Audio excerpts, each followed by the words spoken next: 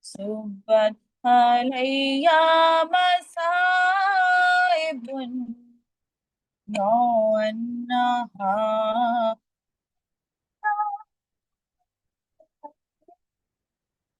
آ گئے فتن میں حسن شہادت پا گئے بطن میں محسن شہادت پا گئے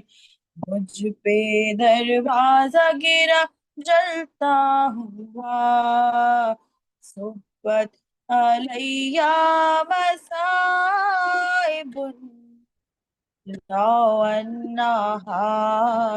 صبت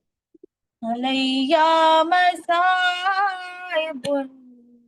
لو انہا کیا کہوں مجھ پر جو گزری سختیاں اس طرح ہو ٹوٹی پسلیاں کس طرح دیکھو گے ٹوٹی پسلیاں بند کر لو آنکھیں خیبر کشا صبح علیہ مصائب لو انہا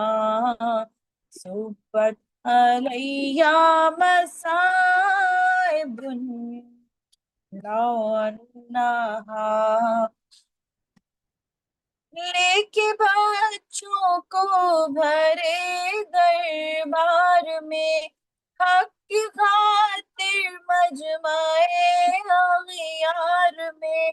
حق کی خاطر مجمع اغیار میں جا نہ سکتی تھی مگر جانا پڑا صبت علیہ مصائب لو انہا صبت علیہ مصائب لو انہا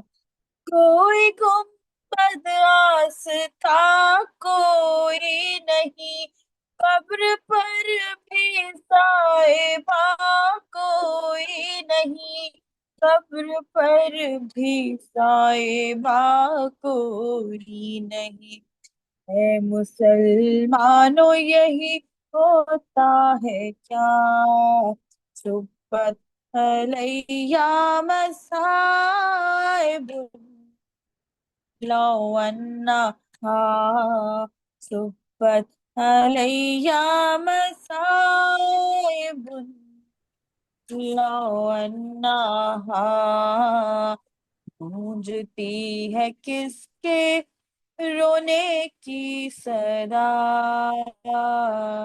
اے مدینہ ہے یہ کس کا مرثیہ صبت علیہ مصائب لو انہا یا زہرا یا زہرا یا زہرا یا زہرا یا زہرا یا زہرا یا زہرا یا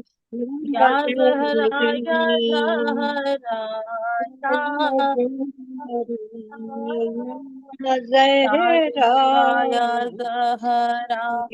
یا زہرا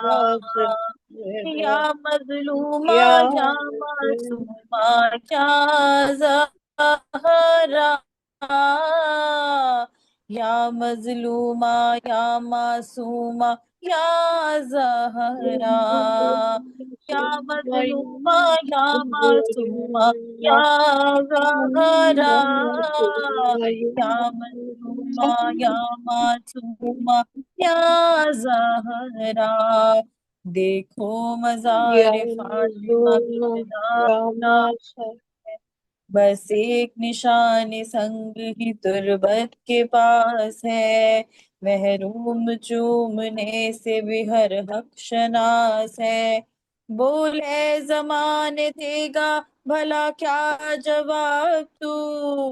محشر میں مصطفیٰ کے جب آئے گا روبرو، یا معصومہ یا معصومہ یا زہرا، یا مظلومہ یا معصومہ یا زہرا، یا زہرا یا زہرا یا زہرا، یا زہرا یا زہرا یا زہرا، یا مظلومہ یا معصومہ یا زہرا، یا مظلومہ یا معصومہ یا زہرا، یا زہرا یا زہرا یا زہرا، یا زہرا یا زہرا یا زہرا، یا حسین یا حسین یا حسین یا حسین یا حسین یا یا حسین حسین یا حسین یا یا حسین حسین یا محمد وآل حسین محمد یا حسین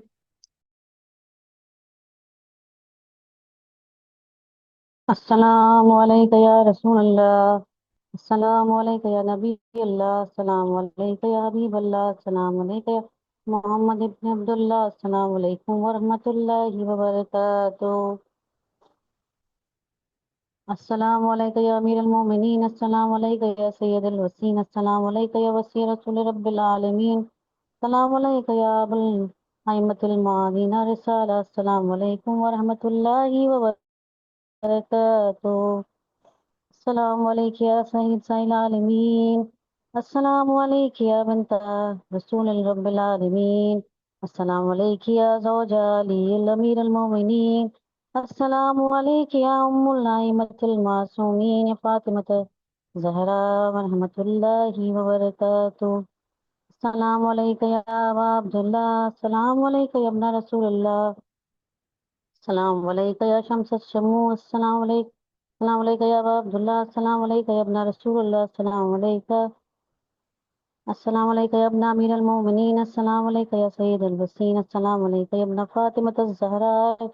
سید العالمین، السلام علیہ جدک ابابیک، السلام علیکم یا امک اخیک، السلام علیکم ولا قصۃ المعصومین ذریتک بنی، السلام علیکم یا سادتی جمیعا ورحمۃ اللہ وبرکاتہ،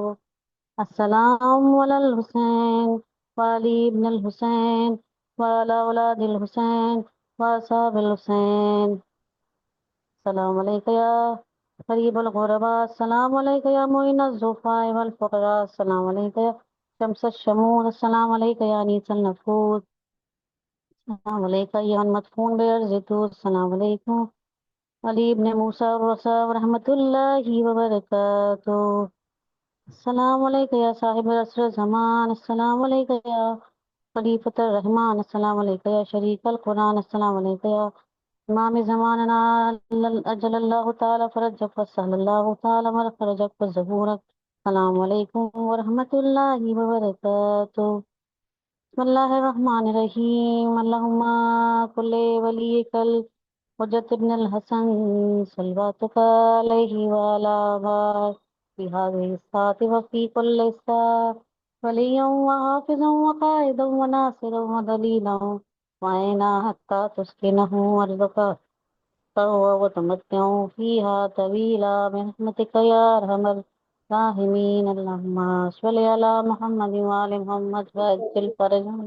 اللهم صل على محمد وآل محمد وعجل فرجهم، اللهم صل على محمد وآل محمد وعجل فرجهم.